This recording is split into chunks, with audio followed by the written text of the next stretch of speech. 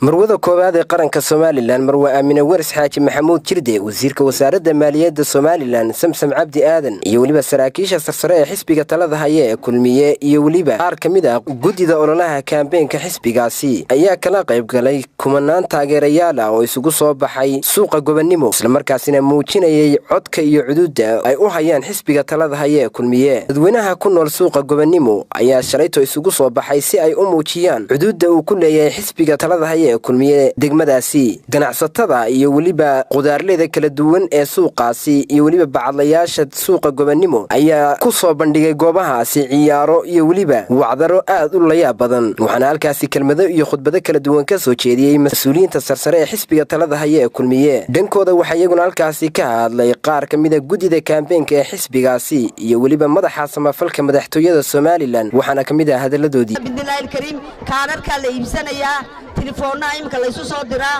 marka waxa leeyahay gobonimo magaca gobonimo haaluminina magaca gobonimo wuxuu ku asteysay iyo xaafadaniba halgankii SNM bay ku asteysan tahay maadaama halgankii SNM ku asteysan tahay waxaan idinku boorinayaa ragga maanta taagan waa garanaysaa ninka maanta taagan waa garanaysaan goobuhu ku dhaawacmay dhiigiisu yaala waa eriyadana joogtaan musabixi iyo inta kale la midkiiba marka inagu abaalkii baynu gudaynaa abaal baa laynagu leeyahay abaal weyn baa laynagu leeyahay mujaahidkeena qaaliga Axmed Maxamed Maxamuud Silaayi abaal buu inagu leeyahay musabix abaal buu inagu leeyahay Maxamed Kaani inta la mid abaal bay inagu leeyahay aad iyo aad baa u mahadsantiin waa waqti gaaban marwada iyo wasiirku meelo kale ay sii marayaan gobonimo iyaga la dardaari maayo gobonimo la dardaari maayo waxaan leeyahay xisbiyada kalena la mid ma nihin waxa jiray aan ku soo gabagabaynaya gabay uu tiriyay Cabdilaahi Suldaan Tima Cadabarigi halgankii uu yidhi hashan uu yidhi geeraaradeedii hashan anigu googooyay galolkiiyo maraagii hashan kidiga geelaanshay hashiga adankeedii rag badan goodka ku casheeyay hashay labada gaala isbarkani xorrimo noogumay garane hashan gaada weynoo libaax uga gaban waaye inaan goreeyo cawliga tago hal soo qura waxa looga dabaaldegayna waynu isla garanaynaa waa taageerada ay u muujinayaan xisbiga wadani ee ay leeyihiin wuxuu isku darayaa Soomaaliya iyo Soomaaliland inagu Soomaaliland baynu nahay qadiyadeena waxa u soo dhintay waynu ognahay inta aynu u burburnay waynu ognahay inta mujaahid naafoobay waynu ognahay inta xabaalaha wadareedyo aynu haysano waynu ognahay walayna baabiye Soomaaliya ayna baabisay iminkana waxa la rabaa Cabdiraxmaan Ciro inuu inagu daro Soomaaliya oo dhalan socda waxa inuu baahan yahay inaynu nabadgelyada ilaalino waxa inuu baahan yahay inaynu qarannimadeenna dhabarkeeda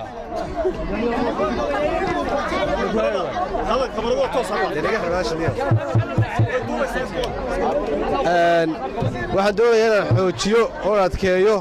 waxa jira mashruuc lagu soo qaatay nabadgelyada qaranka wax lagu yeelo waxa ka maanta waxa magaalada Hargeysa ka dhacay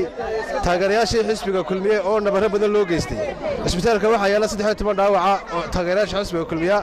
dad nabaro waaweyn qabo tooriye ku yaalaan gaadiid jaban oo fara badan oo loo geystay nabaro waxa leeyahay waa nabadgelyo darro ay u soo abaabulaan xisbiga wadani oo ay doonayaan inay amniga qaranka wax ku yeelaan oo ay doonayaan inay nabadgelyada qaranka faraha kaga saaraan waxa leeyahay waxaan marti uga nahay hay'adaha amniga taageerayaasha reer kulmiye waxa leeyahay idinku kalsoonideena isku qabteen iyo jacaylka dalka ilaaliya qaranka ka mas'uulay nabadgelyada ilaaliyo mar labaad waxaan mahad celinayaa marwada koowaad ee madaxweynaha Jamhuuriyadda Soomaaliland sida quruxda badan ee dhiiranaanta leh ay ugu xidhan tahay shacabka kala duwan ee reer Soomaaliland ee ay ugu xidhan tahay qof walba ay ugu ogtahay halku joogo waan uga mahad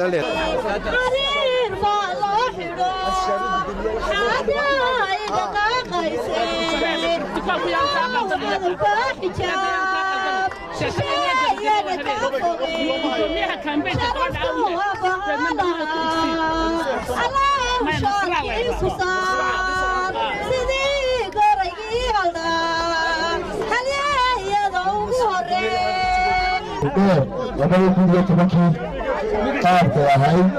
xamaasadii haysay waxa labaad xisbiga kulmiye oo in badan waxa aad u mahadcelinayaa madaxda sharafta leh ay hogaaminaysa marwada qaranka Aamina Maxamuud Jirde Aamina Waris oo ah qof ku saxaaxan horumarka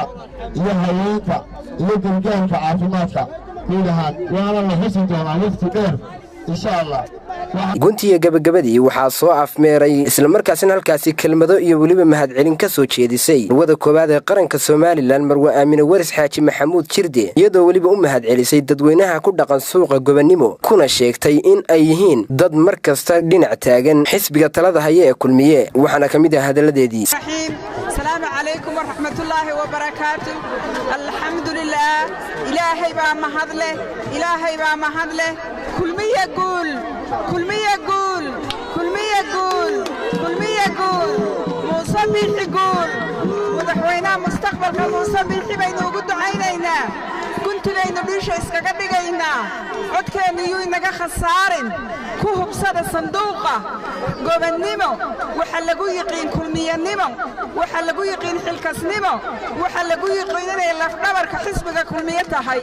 maanta tiibaanu idin ka filaynaa hadalka dheerayn maayo hadda meel kale waanu sii maraynaa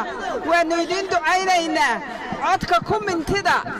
musharaxeena aan soo saaro alxamdulillah sidoo kale marwada koobaad ee qaranka Soomaaliland ayaa kormeer ku tagtay tiro kamid ah xafiisyada ku yaala suuqaasi isla markaasina ka jeedisay kelmado kala duwan waxayna ku dhiirigelisay dadweynaha ku dhaqan suuqa Gobonimo in ay codkooda iyo xuduudoodaba la garab taagnaadaan gudoomiye xisbiga talada haya ee kulmiye ahna musharaxa madaxweynaha xisbigaasi mudane Muuse Biixi Cabdi Qani Cabdilaahi Soomaali News TV magaalada Hargeysa.